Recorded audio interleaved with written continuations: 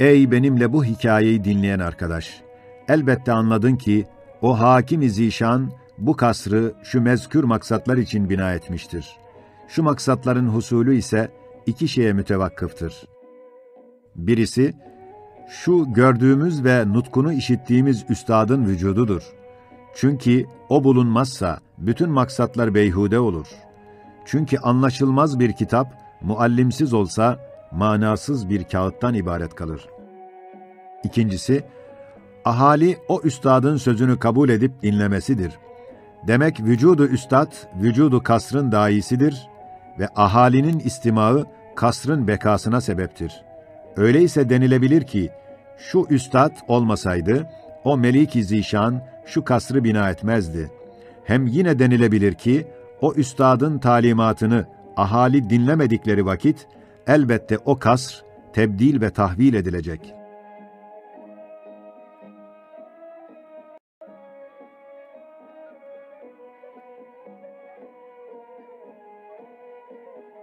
Ey arkadaş!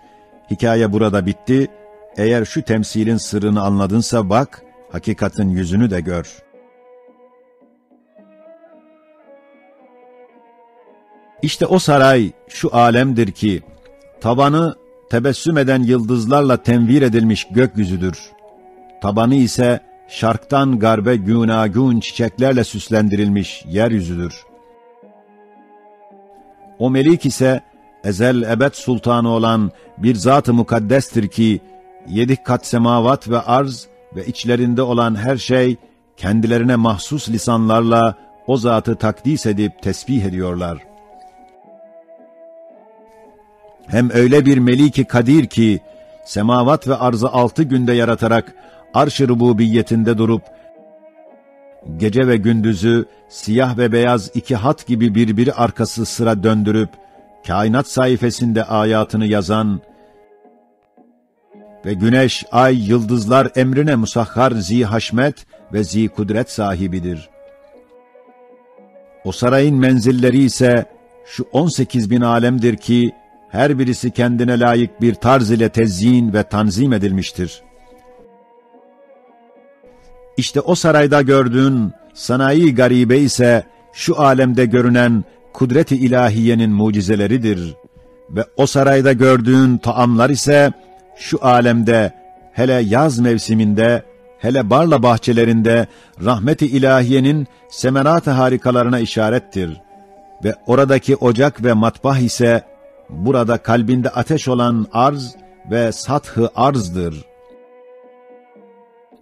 Ve orada temsilde gördüğün gizli definelerin cevherleri ise, şu hakikatta Esma-i Kutsiye-i İlahiye'nin cilvelerine misaldir ve temsilde gördüğümüz nakışlar ve o nakışların remizleri ise, şu alemi süslendiren muntazam masnuat ve mevzun nukuşu kalemi kudrettir ki, Kadir-i Zülcelal'in esmasına delalet ederler ve o üstad ise Seyyidimiz Muhammed Aleyhisselatu Vesselam'dır.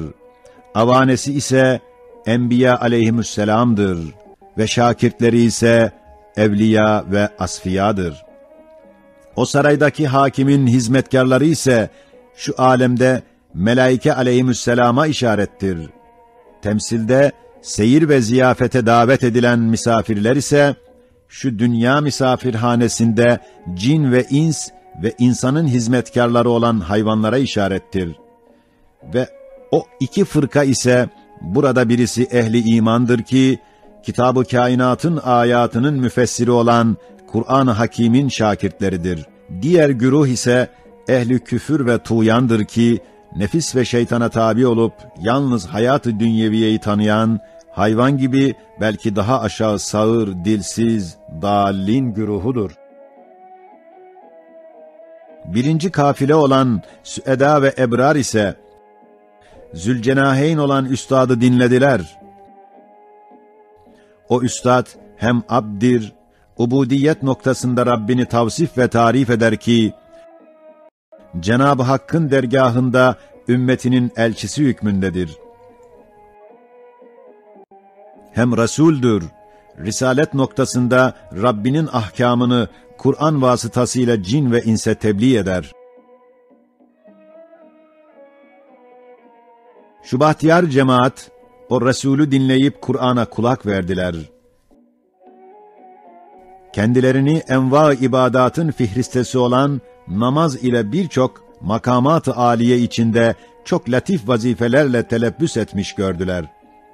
Evet, namazın mütenevvi ezkar ve harekatı ile işaret ettiği vezaifi, makamatı mufassalan gördüler.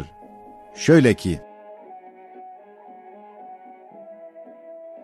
evvelen asara bakıp gayibane muamele suretinde saltanat-ı rububiyetin mehasinine temaşager makamında kendilerini gördüklerinden tekbir ve tesbih vazifesini eda edip Allahu Ekber dediler.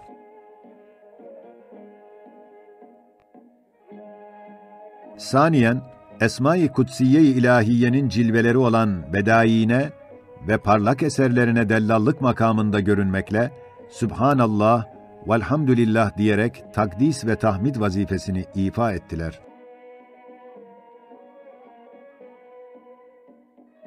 Salisen, rahmet-i ilahiyenin hazinelerinde iddihar edilen nimetlerini zahir ve batın duygularla tadıp anlamak makamında şükür ve sena vazifesini edaya başladılar.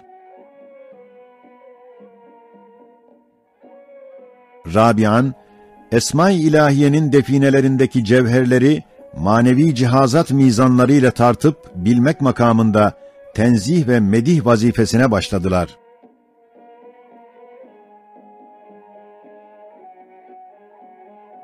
Hamisen, mistar-ı kader üstünde kalemi kudretiyle yazılan Mektubat-ı Rabbaniye'yi mütalaa makamında tefekkür ve istihsan vazifesine başladılar.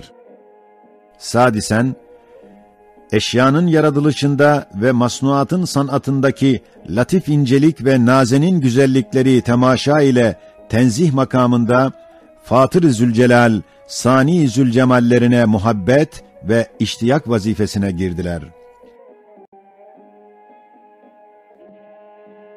Demek kainata ve asara bakıp gaibane muamele-i ubudiyetle mezkür makamatta mezkür vazaifi eda ettikten sonra Sani Hakim'in dahi muamelesine ve ef'aline bakmak derecesine çıktılar ki hazırane bir muamele suretinde evvela Halik-i Zülcelal'in kendi sanatının mucizeleriyle kendini zişura tanıttırmasına karşı hayret içinde bir marifet ile mukabele ederek Sübhaneke ma arafnake hakka marifetike dediler.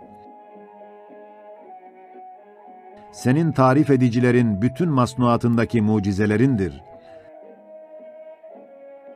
Sonra o Rahman'ın kendi rahmetinin güzel meyveleriyle kendini sevdirmesine karşı muhabbet ve aşk ile mukabele edip İyyâke na'budu ve iyyâke nesta'in dediler. Sonra o mün'im-i hakikinin tatlı nimetleriyle terahhum ve şefkatini göstermesine karşı şükür ve hamd ile mukabele ettiler, dediler. Sübhaneke ve bihamdike, senin hak şükrünü nasıl eda edebiliriz? Sen öyle şükre layık bir meşkûrsun ki, bütün kainata serilmiş, bütün ihsanatın açık lisanı halleri, şükür ve senanızı okuyorlar. Hem alem çarşısında dizilmiş ve zeminin yüzüne serpilmiş bütün nimetlerin ilanatı ile hamd ve methinizi bildiriyorlar. Hem rahmet ve nimetin manzum meyveleri